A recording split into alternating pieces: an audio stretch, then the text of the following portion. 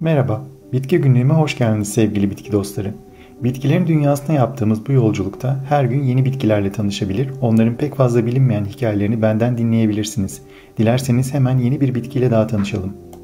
Kara sapot ya da Latince adıyla Diospyros nigra, Ebenaceae yani Abanozgiler ailesinin bir üyesi olan ve 700 farklı türü içeren Diospyros cinsine ait bir meyve ağacıdır. Bizde Trabzon hurması olarak bilinen Diospyros kaki ile akraba olan bu ağacın adına kara sapot dense de aksapot yani Casimiroa edulis ile akraba değildir. Hatta her iki bitkiyi de daha önce bitki günlüğünde beraber tanımıştık. Diospyros, Latince'de tanrıların yiyeceği anlamına gelir ve ağacın meyvelerinin zengin vitamin ve mineral içeriğine atıfta bulunur. Nigra ise Latince siyah demektir ve ağacın meyvelerinin olgunlaştığında aldığı koyu renge gönderme yapar.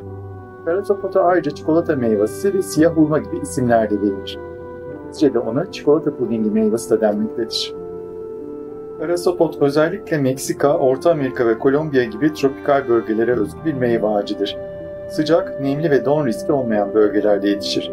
Subtropikal alanlarda da büyüyebilir ama soğuklara karşı diğer Diospyros türlerine göre daha hassastır. Kara sapot ilk olarak 16. yüzyılda İspanyol kaşifler tarafından Orta Amerika'da keşfedilmiştir. Fakat doğal olarak yerli halklar bu meyveyi halihazırda yüzyıllardır kullanıyordu.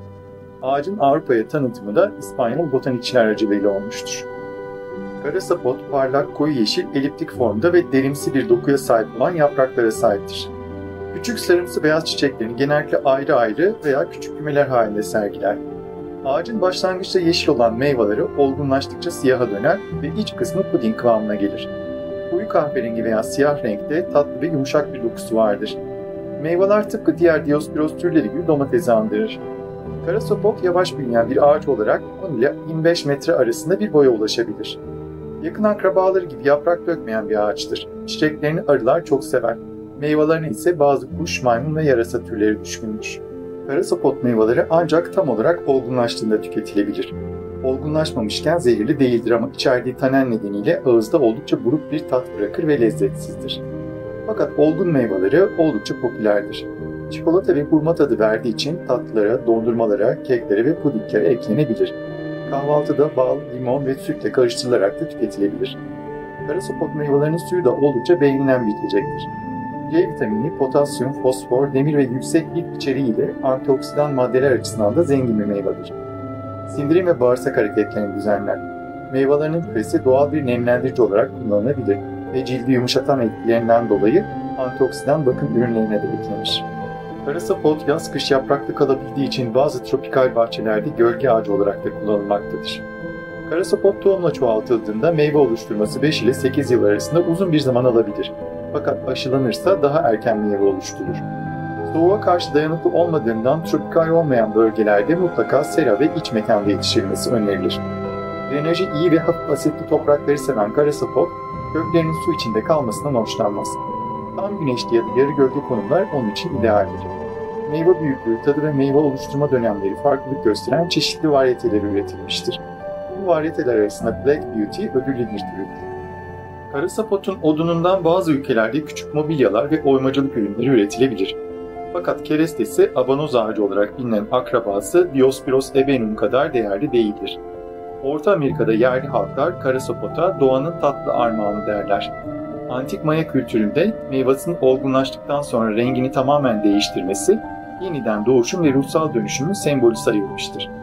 Kara sapot çiçekleri içsel zenginlik ve gizli tatlılık gibi anlamlar taşır. Rüyada kara sapot görmek, beklenmedik tatlı sürprizlere, gizli kalmış bazı yeteneklerin ortaya çıkacağına ve sabırlı olmanı getireceği ödüllere işaret eder.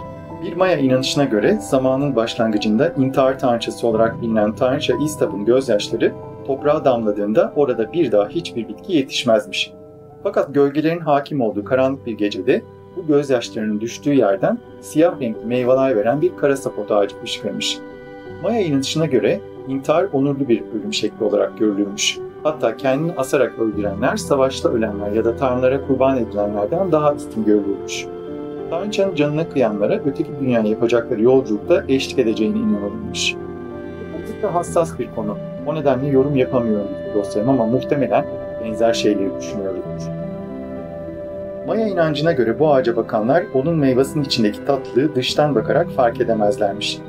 Tanrıça İstap bu tatlı meyveyi sabırla olgunlaşanlara armağan etmiş. O nedenle yerli halk bu meyveyi sabırla bekler, acele edip de tam olgunlaşmadan asla yemezmiş. Çünkü sabırsızlıkla kalkışılan işler sonunda ağızda güzel bir tat yerine sadece buruk bir tat bırakır. Bu nedenle kara sapot, sabır, içsel huzur ve gizli mutluluğun sembolüdür. Oysa hayat, doğa ile uyum, ruhsal bir olgunluk ve dinginlik içinde yaşanabildiğinde ne kadar güzel ve değerli. Bunun için de sabırlı olmak gerekiyor. Videoyu sonlandırmadan önce kara sapot ile yapılan hem basit hem de çok lezzetli bir tarif vereyim. Kara sapotlu puding. İçinde süt ya da çikolata yok ama tadı aynı çikolatalı puding gibi. Tarif için bulabiliyorsanız 2 adet olgun kara sapot meyvesi, 1 yemek kaşığı bal ya da eğer vegansanız akçaağaç şurubu, eğer yoğun çikolata tadı seviyorsanız 1 tatlı kaşığı da kakao, 1 çimdik tuz ve biraz vanilya gerekiyor. Blender'dan geçirdiğiniz meyveleri diğer malzemeleri de karıştırarak kaselere boşaltın ve yarım saat buzdolabında bekletin. Üzerine muz parçaları, kuru yemiş veya granola ile süsleyerek servis edebilirsiniz. Soğuk günlerde keyifle tüketilebilecek, şekersiz ve tamamen vegan bir tarif. Afiyet olsun bitki dostları.